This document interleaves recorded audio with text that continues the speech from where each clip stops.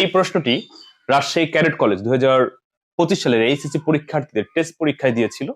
তো আমি এখন এটি ব্যাখ্যা করে তোমাদেরকে বুঝাই দিব, যাতে করে হুবহু না এসে কোনোভাবে পরিবর্তন করে আসলে যেন তোমরা পারো।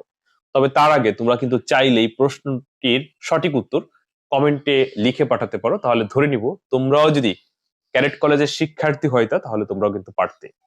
আর একটি কথা, সেটি হচ্ছে আইসিটি প্রশ্ন কিন্তু কখনো বউ আসে না, কোনো ভাবে একটু পরিবর্তন করে আসে। যেমন ধরো এই প্রশ্নে দেখা যাচ্ছে যে বোর্ড পরীক্ষায় এই 4 এর পরিবর্তে অন্য কোনো সংখ্যা দিতে পারে, অথবা এখানে x সমান যে 13 পরিবর্তে অন্য কোনো সংখ্যা দিতে পারে। তো আমি এমন ভাবে বুঝাবো যে এই ধরনের প্রশ্ন বা অন্যভাবে আসলে যেন তোমরা পারো। এছাড়াও তোমরা কিন্তু ঘরে বসে আমার কাছে অনলাইন আইসিটি পড়তে পারো, ইনশাল্লাহ আইসিটিতে কোনো সমস্যা হবে না। তোমাদের হাতে কিন্তু একেবারেই সময় কম, এভারেজে 3 মাস সময় আছে, 3 মাস যথেষ্ট।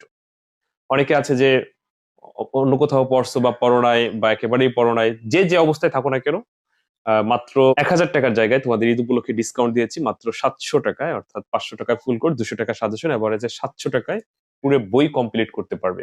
তো 3 মাসে 500 টাকায় ফুল কোর্স, এটা 1 মাসের বেতনও না। একদম প্রথম অধ্যায় থেকে শুরু করে সব অধ্যায় পর্যন্ত আমি হাতে ধরে ধরে তোমাদেরকে শেখাবো। আর এই বছরে তোমাদের পরীক্ষা কিন্তু একটু ভিন্ন রকম হতে পারে। সেটি হচ্ছে ইতিমধ্যেই তোমরা জেনে গেছো যে তোমাদের সিট প্ল্যানিং অর্থাৎ কেন্দ্র পরিবর্তন হয়েছে। আর দ্বিতীয়ত হচ্ছে সরকার পরিবর্তন হওয়ার কারণে আমার কাছে মনে হচ্ছে যে বিগত সালে যেইভাবে পরীক্ষা হতো সেখান থেকে একটু অন্যরকম হতেই পারে। তো সেক্ষেত্রে তোমরা আগে থেকে সাবধান হয়ে যাও, ভালো করে পড়াশোনা করো। আর আমরাও চাই যে যারা যোগ্য তারাই সামনে এগিয়ে আসুক, তাই না? তো সেক্ষেত্রে কেন তুমি পিছিয়ে থাকবে? ওকে, তো তোমার সাথে যেন কোনো অঘটন না ঘটে, এই জন্য আগে থেকে সাবধান হয়ে পড়াশোনা শুরু করে দাও। ঠিক আছে প্রিয় শিক্ষার্থীবৃন্দ, আমি এই প্রশ্নটি বুঝাই দিচ্ছি। আর যেটি বলছিলাম, তোমরা কিন্তু আমার কাছে আইসিটি পড়তে পারো, তো সে বিষয়ে জানতে হলে আমার এই হোয়াটসঅ্যাপ নম্বরে এসএমএস দিও। এখানে বলছে যে এই সংখ্যাটির x সমান 13 হলে পরবর্তী সংখ্যা কত। তার মানে হচ্ছে x এর মান যদি 13 আমরা ধরি, আহ, অর্থাৎ এই 13-র পরের সংখ্যা কত, 13-র পরের সংখ্যা কত, এইটা আবিষ্কার করতে বলে তুমি 1 পাবে। এখন 13-র পরে কত, 14। তুমি এখন যদি 14টি দাগাও তাহলে কিন্তু ভুল হয়ে যাবে। আমরা জানি যে পরবর্তী সংখ্যা বা পরের সংখ্যা বললে 1 যোগ করতে হয়। এখন এই 13-র সাথে আমরা 1 যোগ দিব, কিন্তু 1 যোগটা কার নিয়মে দিব? যেই পদ্ধতিতে থাকবে। তো এখানে 4 ভিত্তিক পদ্ধতিতে আছে, মানে 4 বেস। তো 4-এর উপর ডিপেন্ড করে আমরা অঙ্কটি করব। তো 3 আর 1 হচ্ছে 4, 3 আর 1 কত, 4।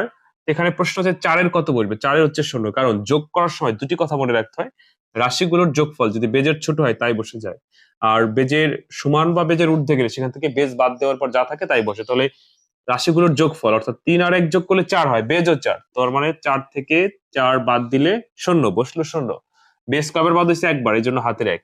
এবার আবার ঘটনাক্রমে 1 আর 1 2, বেজ হচ্ছে 4, 4 থেকে 2 ছোট, এই জন্য 2 বসে গেল। তো 13-র পরের সংখ্যা মানে x এর মান যদি 13 হয়, তাহলে এই মুহূর্তে এই সংখ্যাটির পরের সংখ্যা হবে 20।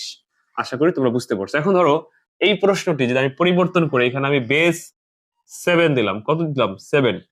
এবার আমি এই জায়গায় ধরো দিলাম হচ্ছে 2 6, বললাম যে x এর মান যদি 2 6 হয়, তাহলে এই সংখ্যাটির পরবর্তী সংখ্যা কত। তো তোমরা এবার বলো তো কমেন্টে কত হবে, আমি এবার বলবো না, তোমরা এবার বলো। আমার বিশ্বাস আমি যদি এইটা বুঝাইতে পারি, এইটা তোমরা পারবে, তোমরা এটা পারবে, এটা পারবে। তো এইভাবেই কিন্তু আইসিটি প্রশ্ন ফিগার চেঞ্জ হয়ে আসে, অর্থাৎ হুবহু কখনোই আসে না। তো যারা যারা বেশি বেশি করে প্র্যাকটিস করে, অর্থাৎ বেশি বেসিক জানার পরে বেশি বেশি প্রশ্ন সলভ করার চেষ্টা করবে এমসিকিউ সিকিউ, তাদের জন্য পরীক্ষা সহজ হয়ে যাবে। আর যেটি বলছিলাম যে সামান্য কিছু সম্মানের বিনিময়ে তোমরা একদম আইসিটি A to Z প্রথম অধ্যায় থেকে শুরু করে শেষ পর্যন্ত আমার কাছে শিখতে পারো। বিস্তারিত জানতে আমার এই নতুন হোয়াটসঅ্যাপ নাম্বার এসএমএস দিও, সময় নষ্ট না করে দ্রুত ভর্তি হয়ে যাও, ইনশাল্লাহ আইসিটিতে কোনো সমস্যা থাকবে না। তো ভালো থেকো, আজান দিচ্ছে, পরবর্তী কোনো ক্লাসে তোমাদের সাথে আবার কথা হবে। আল্লাহ হাফেজ।